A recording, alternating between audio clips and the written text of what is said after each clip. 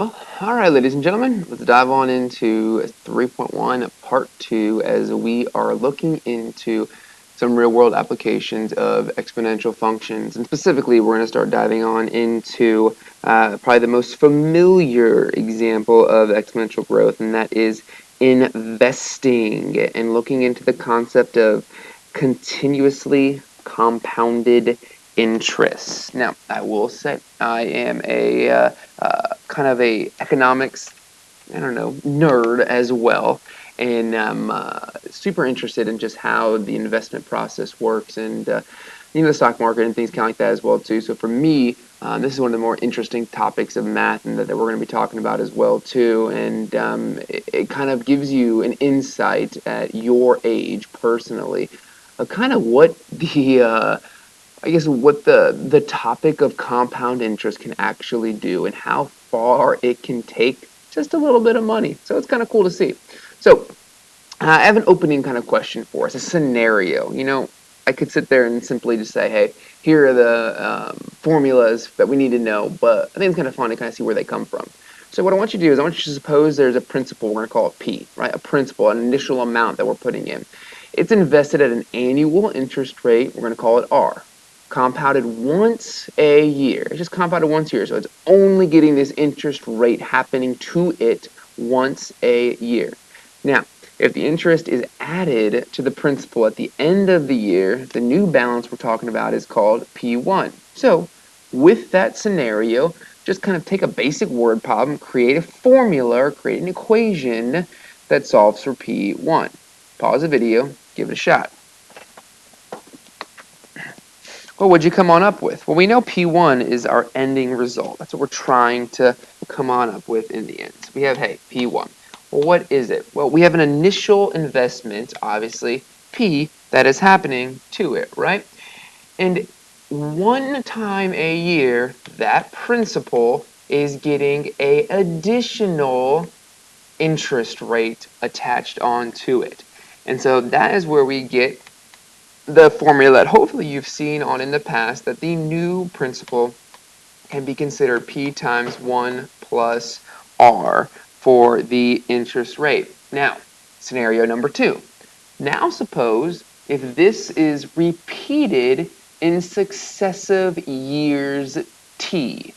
All right, the same scenario, however, it didn't just happen just one year, it happened in another year, and then another year, and it kept happening for T number of years. Once again, pause the video. What change has to be made? Well, hopefully we can kind of see what's happening. Well, let's kind of suppose for a sec we have year 0. So in year 0, that's all we're stuck with, right? And then in year 1, we have what we just came on up with, P times 1 plus R. Well, what happens in year 2, or P2 in this case? Well, we'd have our P1 times 1 plus R, right? Because we had P1, and then we had the exact same thing happen to whatever happened for P1, whatever value P1 became in year 2. Or we would kind of look at this as P, the original one, times 1 plus R times 1 plus R, or we could also call that P times 1 plus R squared. Seeing the pattern? What do I put an exponent there? Now do we really see the pattern? Hopefully you came on up with understanding that P to the T would be P times 1 plus R to the T power. Interesting. All right, the last little test I have for you is, finally, suppose we let N represent the number of compoundings within a single year. The number of times that this has happened in a year. In the previous scenarios, it happened once, right? It compounded one time for the year. So it only had the interest rate being attached to the principal one time. But a lot of times in investments, they can do it monthly, they can do it semi-annually for twice a year, they can do it quarterly to do this as well too. So it could change the value of your principal depending on the number of compounds it has in a single year. So once again, pause the video. How does the change of compounds change the actual formula? Well, let's take a look. What do you think? Well, what happens in an instance? Well, the compounding affects the number or how the interest rate affects the principal, right? So what shows it affecting the interest rate? Well, the rate being compounded more than once means that the interest rate has to have some kind of a little tweak on it in there. And so what we're going to do is we use A usually for the end amount. So the end amount on in there. Now you could have used P, of T or something of the nature as well too, to understand this because it's what we've been using before. But I want to go right on into A because normally that's kind of what we use. All right.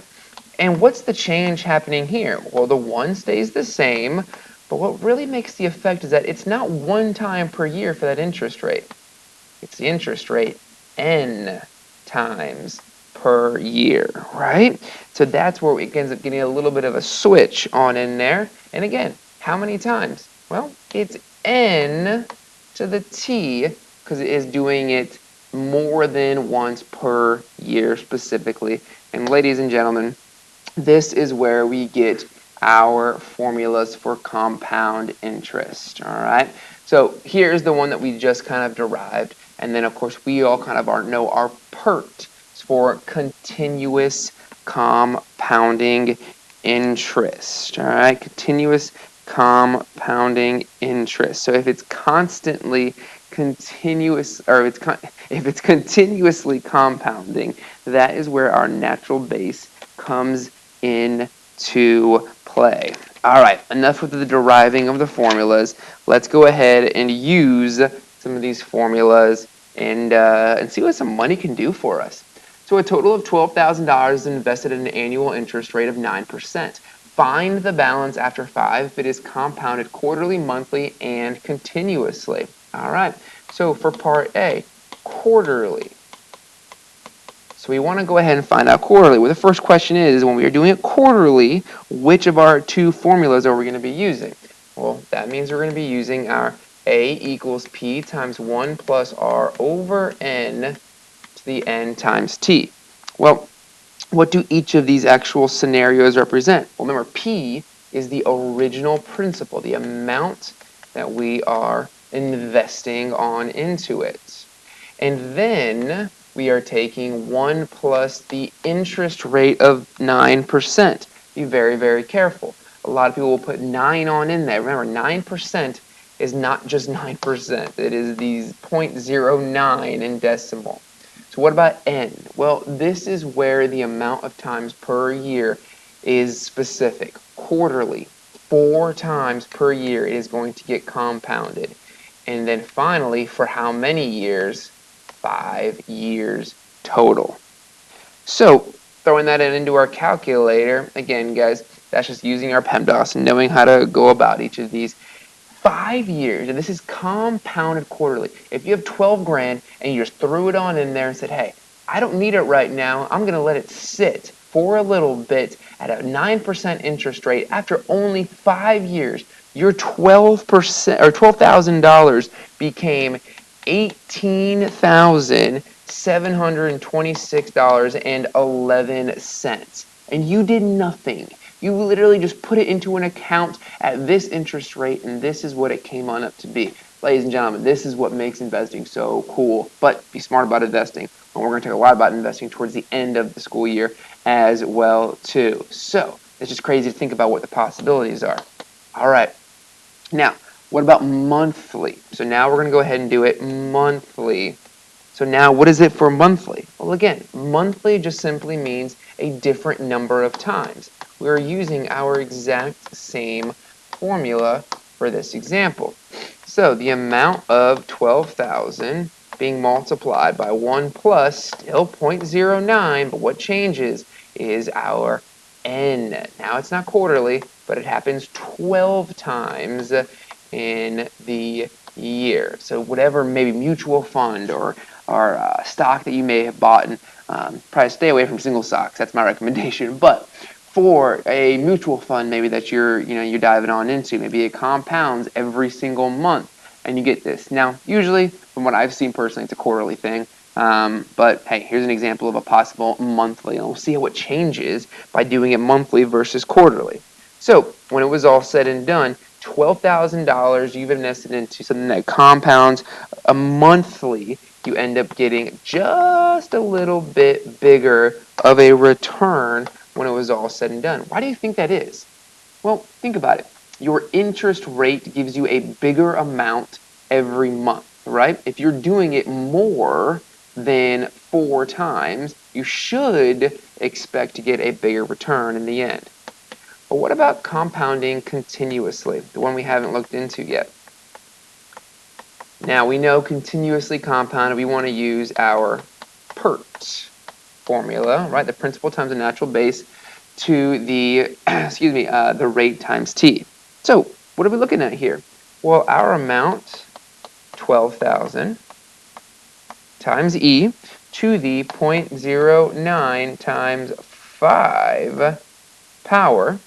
What's this going to look like? Well, substituting this in the calculator when it's all said and done, you get 18,81975. All right, so that gave us the best rate of return if we compounded continuously for this particular example.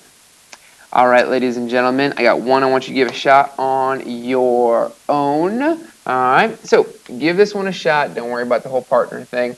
All right, give it a shot on your own. The answer choices are down there at the bottom. Hey, we're on to the next one. We'll go over it first thing.